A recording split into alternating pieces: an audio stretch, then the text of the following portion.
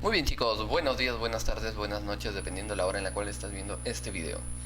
Hoy tenemos chicos el curso de Historia del Perú y para ello espero que estés con todos tus materiales listos para poder empezar.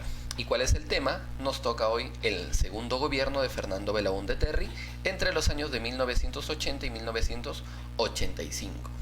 Recordamos que esto representa el regreso a la democracia después de una fase militar que habíamos tenido con Velasco y con Bermúdez, ¿verdad? Entonces, tenemos como antecedente el gobierno de las Fuerzas Armadas en su primera fase y en su segunda fase. Pero aquí ya vemos el regreso a la democracia con Belaúnde Terry. Ya nuevamente regresa el poder a un civil y por ende el regreso a la democracia. Recuerda también con la Constitución de 1979. En cuanto a los aspectos que vamos a ver de Belaúnde Terry, veremos, como dije, el regreso a la democracia al Perú gracias a la Constitución de 1979 que Belaúnde Terry la hizo efectiva durante su gobierno.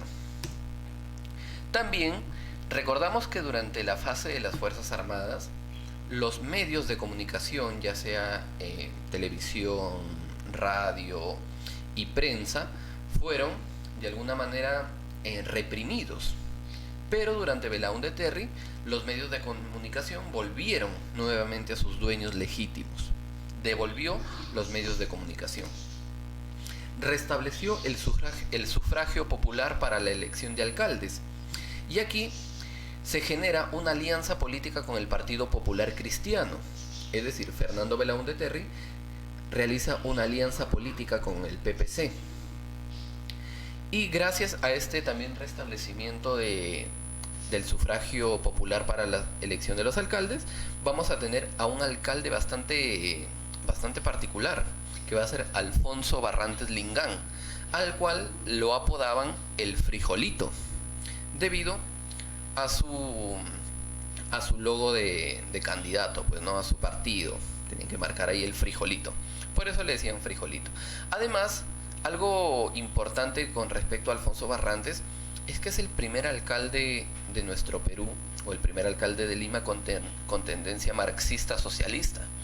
En el mundo se iba expandiendo esta ideología socialista y Alfonso Barrantes fue el primero en ser alcalde con esta tendencia, que fue, pues, llegó a ser el alcalde de Lima, y una de sus más grandes obras entre los años de 1980 y el 85 es la creación del programa social Vaso de Leche.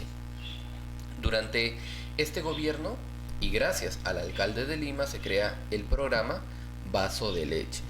Otro aspecto importante con respecto a Belaúnde Terry, y ya nos centramos de lleno en su gobierno, viene a ser que intenta solucionar los problemas económicos que habíamos vivido durante la etapa de las Fuerzas Armadas. La situación económica de nuestro país cuando Belaúnde adquiere el poder, vamos a ver una agricultura improductiva, una industria ineficiente y una clase media en crisis, sectores populares totalmente empobrecidos y un sector informal creciente.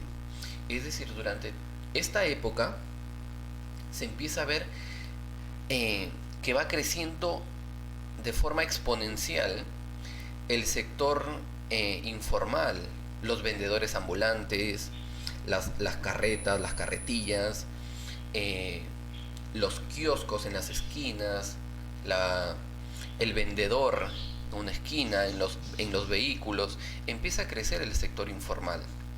¿Debido a qué? A que los sectores populares se vieron empobrecidos durante los gobiernos de las Fuerzas Armadas. ¿Y qué va a hacer Belaúnde Terry ante esta situación? Lo que va a hacer es intentar solucionar, por supuesto. Va a intentar controlar la inflación que estábamos viviendo en esta época. Va a racionalizar el calendario de pagos de deuda externa. Es decir, va a renegociar el pago. Va a renegociar el pago de la deuda externa. Y esto también va a promover el retorno del capital extranjero, las inversiones extranjeras a nuestro país, ya que durante Velasco y durante Bermúdez nadie quería invertir en nuestro país por temor a que pudieran nacionalizar sus empresas. Recuerda que es lo que hizo Velasco, ¿no? Nacionalizó todas las empresas extranjeras. Entonces, los países inversores no querían, valga la redundancia, invertir en nuestro país. Pero con el regreso de acá de Belaúnde Terry en su segundo gobierno, promovió el retorno del capital extranjero. ¿Cuál fue el resultado ante la situación y la solución de Belaúnde? El resultado fue que las exportaciones aumentaron, pero ligeramente, poco a poco. Esto no fue de un momento a otro, ¿no? Que ya regresó la democracia y volvamos a invertir, no. Sino que los inversores, los países extranjeros, fueron en forma cauta. Es decir, poco a poco empezó a aumentar nuestras exportaciones e importaciones. El ahorro nacional se triplicó debido al control de la inflación, se triplicó. Llegó la inversión extranjera, que ya lo habíamos mencionado, pero el Perú se estaba recuperando poco a poco. Pero siempre ocurre algo inesperado. Ocurre que el Fondo Monetario Internacional, el FMI, en 1982, adoptó un nuevo modelo económico, el modelo liberal conservador.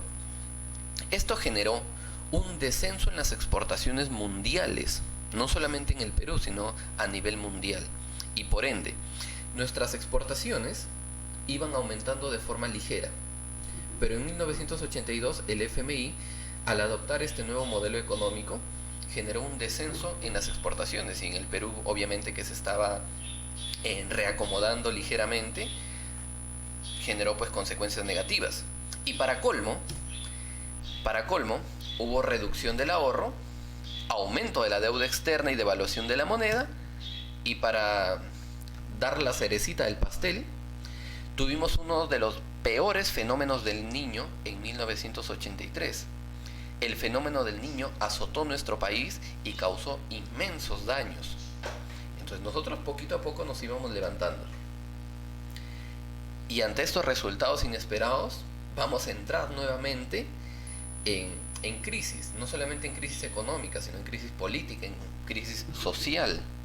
Clases medias más empobrecidas, sectores populares más empobrecidos y un sector informal obviamente creciente. Esto va a provocar que se vea la necesidad de solucionar los problemas del Estado, pero con medidas radicales.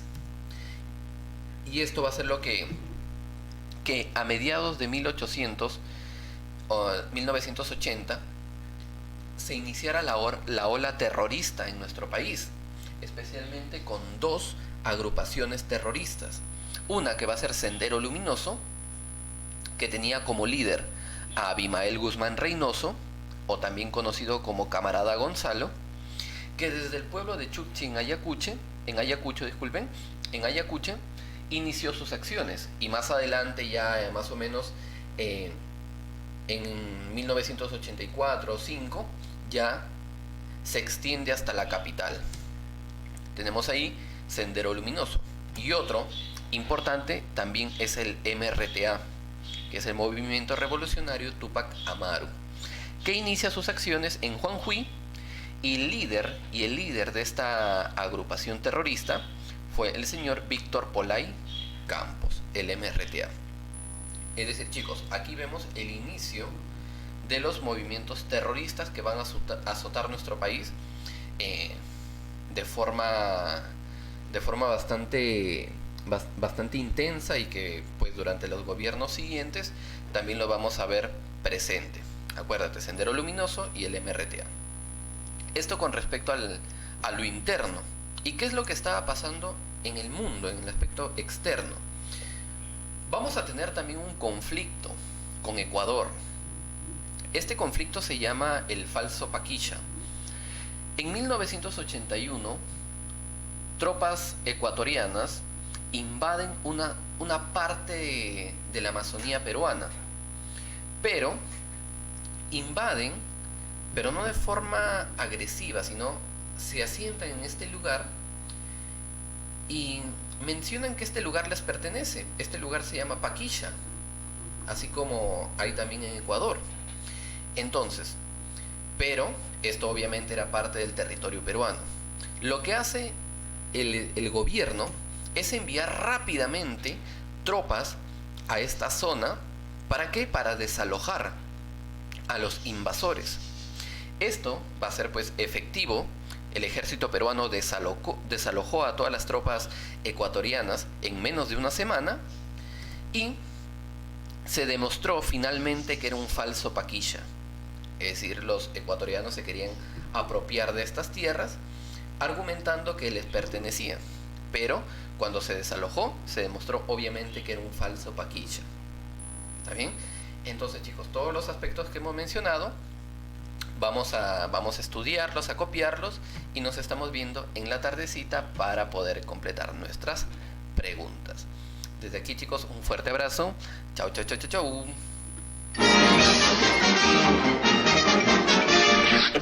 Eso es todo, amigos.